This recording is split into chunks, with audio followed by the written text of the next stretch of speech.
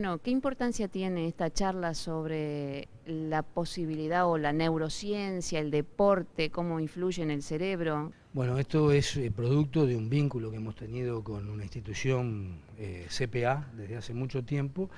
CPA ha contribuido a que analicemos el fenómeno del deporte con un pensamiento muy abierto, con un abordaje integral, aportando áreas del conocimiento que no siempre están directamente asociadas al fenómeno del deporte y recogiendo buenas prácticas y buenos saberes de estas áreas del conocimiento. En ese marco conocimos hace mucho tiempo ya a Stanislao Bajraj, que es un doctor en biología molecular, que bueno, ha trabajado, ha desarrollado en el área de la neurociencia, de las posibilidades que nos ofrece el cerebro, nuestro órgano cerebral, y bueno, y con él desarrollamos algunas actividades previas y generosamente se dispuso a iniciar un ciclo de charlas que tiene previsto la Secretaría Nacional del Deporte para este segundo semestre, con un abordaje del fenómeno deportivo desde la neurociencia, que seguramente va a ser un muy buen aporte para el público que concurre, que es un público que desbordó nuestras expectativas.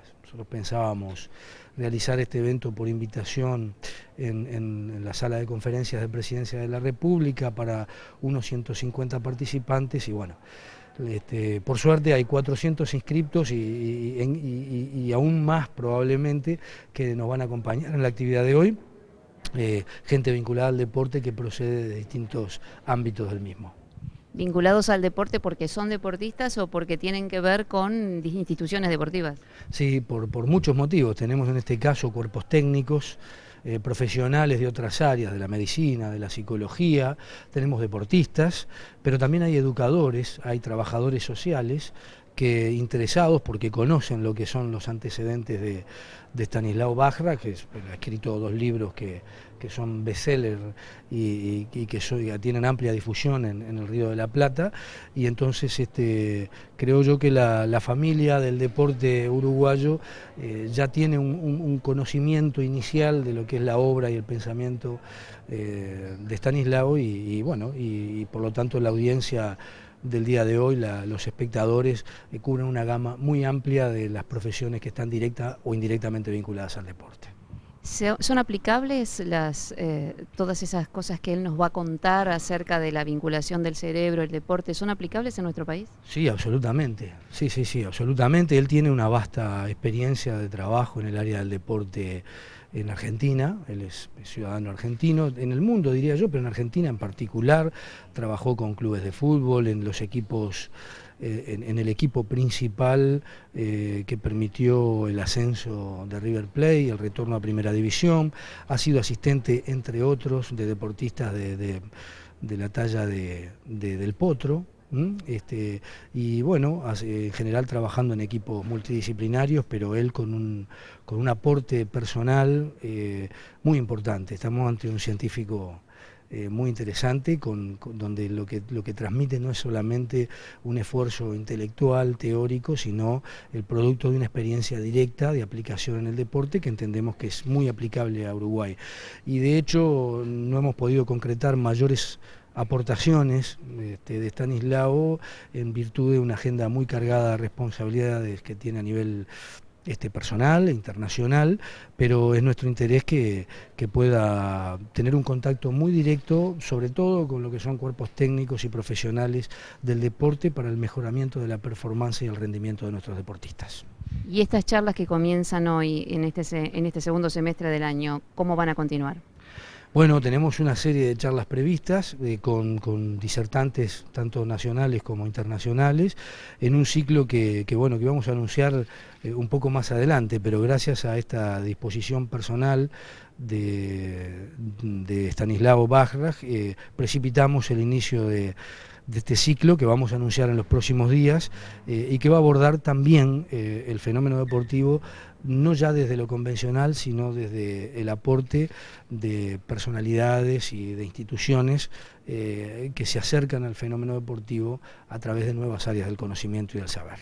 ¿El cerebro funciona todo, pero solo todo junto, un 2%?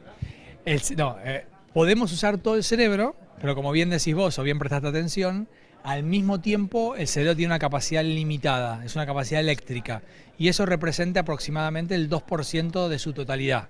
Es decir, es falso que no usamos todo el cerebro, pero cuando lo usamos, al máximo podemos estar usando el 2%, que es bastante, que es lo que somos los seres humanos, ¿no?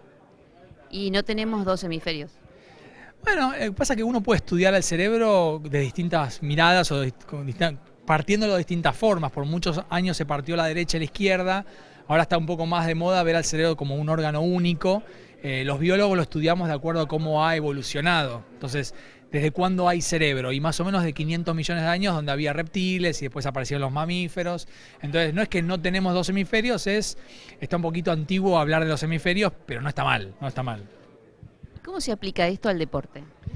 Bueno, lo que la ciencia hoy tiene bien investigado es qué necesita un deportista para practicar su disciplina, sea pegarle a la pelota, a la bocha, con la raqueta, con el palo, con la mano, para lanzarla, etcétera. Es decir, todos los movimientos del cuerpo los decide el cerebro. Entonces, lo que la ciencia hoy tiene claro es qué áreas del cerebro son responsables del movimiento, no solamente del movimiento físico, sino de la toma de decisiones, cómo me siento, qué está pasando en el ambiente, qué expectativas tengo. Entonces, todas esas áreas, cuanto más el científico las conoce y más entiende cómo mejorarlas, mejor deportista uno puede ser. También es aplicable a la vida normal y corriente. Es que en realidad es aplicable a todo.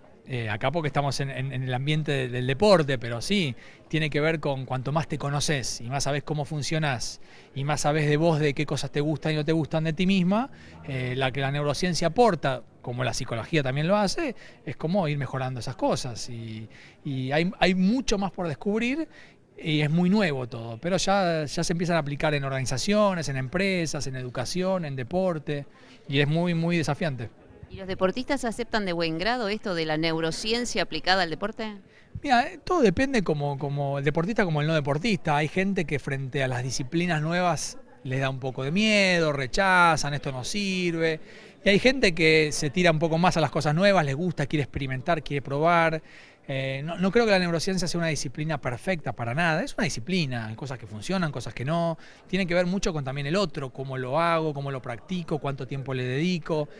Todo lo que es deportista olímpico, todos lo hacen, porque no tienen ninguna duda de que lo mental es la diferencia. En los deportes un poquito profesionales, pero por ahí no olímpicos, todavía va entrando de a poco, pero existe ya. Tú decís que este intelectual no se mide. No, yo digo, se puede medir, digo que no está tan de moda, no es tan importante y creo que más depende de la responsabilidad que tengas. Si vos tenés que hacer un análisis financiero de algo, está bueno tener un buen coeficiente intelectual. Para un deportista también está bueno para cierta toma de decisiones estratégicas o tácticas. Lo que está claramente comprobado por la ciencia es que se puede mejorar. Uno no nace con una cantidad de inteligencia, uno la puede desarrollar en su vida.